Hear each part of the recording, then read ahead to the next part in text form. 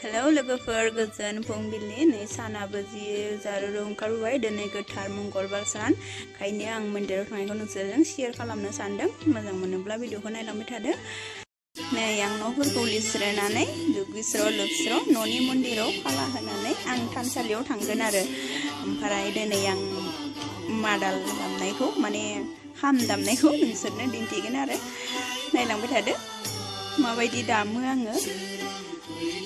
दामनोलाय मोजाङै दामनो रोङा थेवब्लाबो दामो आरो आंनि खामानिया जोब्बाय ओमफ्राय जों दा मन्दिराव थांनोसै नै आगै बिबोनांबो दं जों दायो थानसालिसिम थांगासिनो नै जोंनि थानसालिया बेनो फिसासा बेवहायनो जोङो सानफ्रोमबो मंगलबाराव खुलुमो सिबियो आर'ज गाबो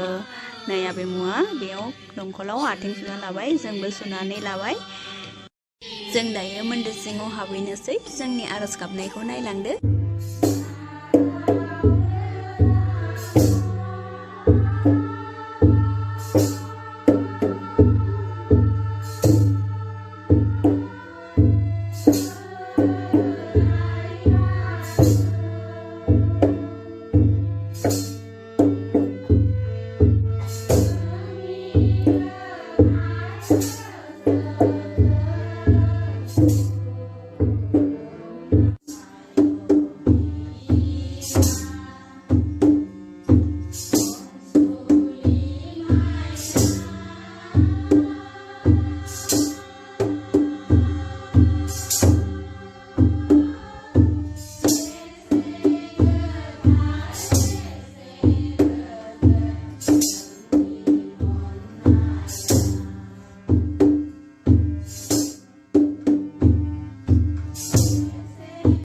जोंनि आर'ज गाबनाया जोब्बायानो ओमफ्राय आंनि खाम दामनायखौ माबायदि मोनदों कमेन्टआव खोन्थाहरदे ओमफ्राय नै जोङो सिजौ गुदियाव खुलुमफैबाय हा खोना दोननायखाय एसे डिस्टार्ब जादों थेवब्लाबो जोङो खुलुमबाय आरोखि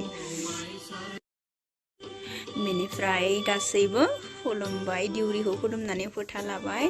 ओमफ्राय आंबो लाखांबाय खुलुमनानै नै बिथाङा नैबे जाग्रा इसोर जाग्रा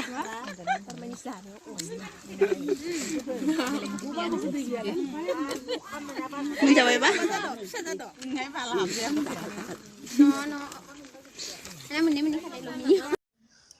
जोंनि आर'ज गाबनाया जाबायानो आंनि भिडिअखौ नायनानै माबायदि मोनदों मोजां नुदोंबा लाइक कमेन्ट शेयार खालाम आरो साबस्क्राइब खालामना होदो।